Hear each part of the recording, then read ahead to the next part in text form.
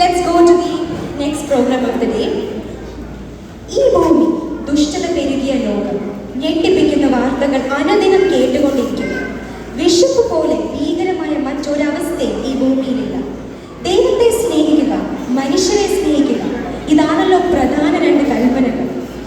ദൈവത്തെ സ്നേഹിച്ചും മറ്റുള്ളവരെ സ്നേഹിച്ചും സഹായിച്ചും പരിഗണിച്ചും നമ്മുടെ ജീവിതചക്രം മുന്നോട്ട് തിരിക്കാം. This message gets importance on the love of a son and a mother.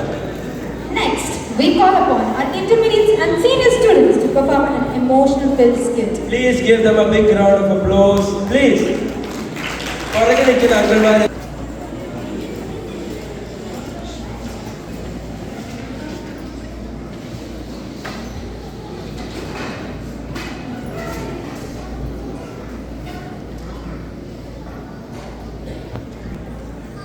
മാതാപിതാക്കളെ ബഹുമാനിക്കണം എന്ന് 5-ാം കൽപ്പന നമ്മെ പഠിപ്പിക്കുന്നു. വലിയ ക്ഷമയുടെയും ത്യാഗത്തിൻ്റെയും സഹനത്തിൻ്റെയും വ്യക്തി രൂപീകരണത്തിൻ്റെയും ഉജ്ജ്വല സ്നേഹത്തിൻ്റെയും പ്രതീകങ്ങളായ അമ്മമാർ, ഒരായുസ് മുഴുവൻ മക്കൾക്കായി വിയർപ്പൊഴുക്കി വളർത്തിയ അപ്പന്മാർ. എന്നാൽ ഇതൊന്നും നന്ദിയോടെ ഓർക്കാനോ ചിന്തിക്കാൻ പോലുമോ നേരമില്ലാതെ പ്രായമായ മാതാപിതാക്കളെ വൃദ്ധസദനങ്ങളിലാക്കി തങ്ങളുടെ കടമ നിറവേറ്റിയെന്ന മിഥ്യാധാരണയിൽ കഴിയുന്ന ന്യൂജൻ സംസ്കാരം. സ്വത്തിനും സുഖലോലുപതയ്ക്കും ആഡംബര ജീവിതത്തിനുമായി ദൈവദാനമായ മനുഷ്യജീവനെ എന്തിന് സ്വന്തം അമ്മമാരെ പോലും കരുണയില്ലാതെ കൊന്നൊടുക്കാൻ നമുക്കിന്ന് മടിയില്ല. ഇതാ വേറിട്ടൊരു നേർക്കാഴ്ച. ഞങ്ങൾ നിങ്ങൾക്ക് മുമ്പിൽ അവതരിപ്പിക്കുന്നു കരുണയുടെ മുഖം.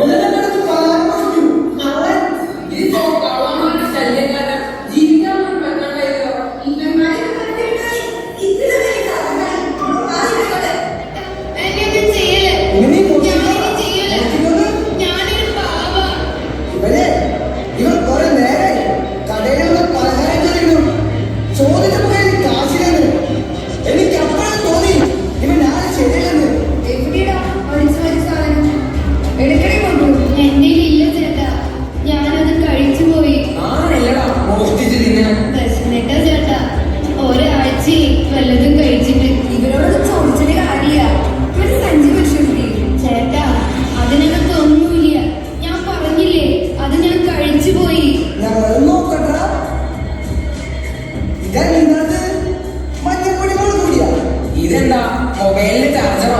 അത് വഴിയെ കിടന്ന് കിട്ടിയതാ ചേട്ടാ. ആ ഇതിരിക്കട്ടെ, എന്റെ ചാർജർ കംപ്ലൈന്റാ. മോനെ, അമ്മയ്ക്ക് വയ്യടാ, നമുക്ക് പോകാം. ഇതിൽ വഴിയിൽ ചെന്ന് വെച്ച് ഡോക്ടർ എങ്ങോട്ട് പോകില്ല. പക്ഷെ ഇവരെ പോയിട്ടാ പിന്നെ കിട്ടില്ല. ആടാ, ഇവിടെ ഞങ്ങളൊരു കള്ളനെ പിടിച്ചു. ഇപ്പൊ ഇനിയാണെങ്കിലും ആടാ ഞങ്ങളൊന്ന് കൊടുത്തിട്ട് പോ, അതൊരു രസമാണ്. Okay okay. ഞങ്ങളെ പോലെ കുറച്ച് മാന്യന്മാരുടെ കാവൽക്കാരോടൊപ്പോ ഒരു കള്ളന്മാരോട് ജീവിക്കില്ലടാ, അല്ലടാ? ഓ പിന്നല്ലാതെ. തോമസ് ഏട്ടാ ഒന്ന് നേരെ പിടിച്ചേ, ഒരു സെൽഫി എടുക്കട്ടെ.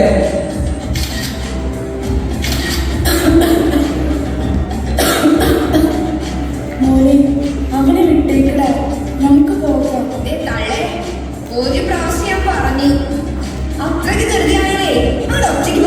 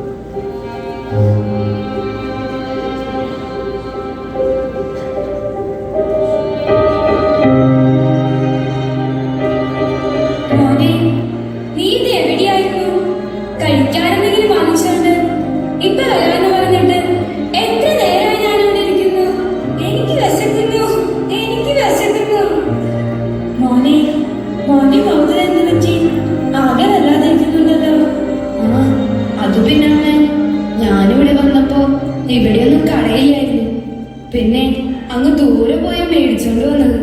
അതുകൊണ്ടാ അമ്മയ്ക്ക് ഞാൻ പലഹാരം വാങ്ങിയിട്ടുണ്ട്. ദാ അമ്മ കഴിക്കി. നീ കഴിച്ചോടാ? ആ, ഞാൻ കഴിച്ചു.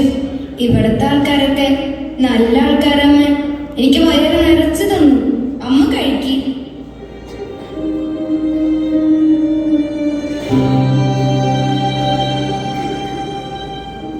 ഒന്ന് വേഗം നടക്ക്. 1500 രൂപയുടെ മരുന്നാ വാങ്ങിയത്. ഒരു അസുഖമില്ല. വെറുതെ ഓരോരോ തോന്നലേ. ഇതുകൂടി കഴിക്കണ്ട. മോനും കഴിക്കി. ഇത് നിന്റെ അമ്മയാണോ? അമ്മയ്ക്ക് കൊടുക്കാനാണോ നീ മോഷ്ടിച്ചേ? അപ്പൊ നിനക്ക് പറയാമായിരുന്നില്ലേ? പറയാമായിരുന്നു. പക്ഷെ പറഞ്ഞാൽ നിങ്ങൾ വിശ്വസിക്കോ? എന്താ നിങ്ങൾ ആരും ചോദിക്കാതിരുന്നേ? വിശന്നിട്ടാണോ മോഷ്ടിച്ചത്? ഒരാഴ്ചയെ എന്റെ അമ്മയെ ഞാനും വല്ലതും കഴിച്ചിട്ട്. പണിക്ക് പോവാൻ മടിയായിട്ടില്ല. എന്റെ ഹൃദയത്തിന് ഒരു തകരാറ്. അതുകൊണ്ടാണ് ഞാൻ. പക്ഷെ എന്റെ സുഖമില്ലാത്ത അമ്മ പട്ടിണിക്കിട്ട് കൊല്ലാൻ പറ്റും. വലിയ ജീവിതമൊന്നല്ലെങ്കിലും മനോഹരമായ ഈ ഭൂമിയിൽ എനിക്ക് ജനിക്കാൻ അവസരം തന്നത് എന്റെ അമ്മയല്ലേ?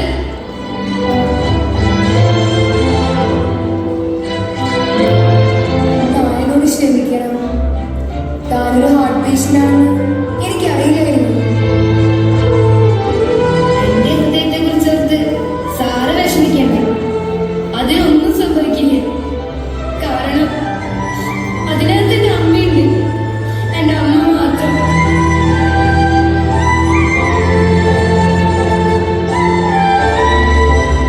ദേഷ്യം കൊണ്ടാണ് ഞാൻ അങ്ങനെ ചെയ്യുന്നത്. ദേഷ്യം, പെട്ടെന്നുള്ള ദേഷ്യം അല്ലേ? അങ്ങനെ സംഭവിക്കുന്നത് എന്താണെന്നറിയോ സാറേ? ഹൃദയത്തില് കരുണയില്ലാത്തോണ്ടാ.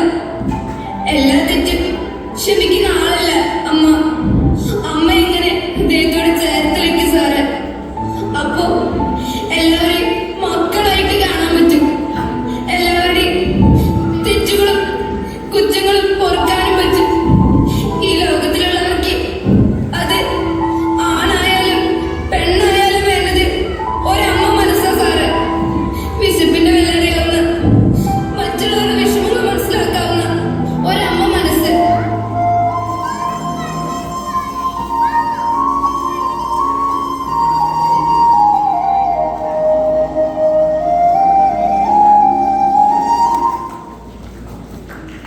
സ്നേഹമുള്ളവരെ, അല്പം കരുണ ഈ ലോകത്തെ കൂടുതൽ നന്മയുള്ളതും നീതിയുള്ളതും ആക്കി തീർക്കുന്നുവെന്ന ഫ്രാൻസിസ് മാർപ്പാപ്പയുടെ വാക്കുകൾ നമുക്കെന്നും പ്രചോദനമാകട്ടെ.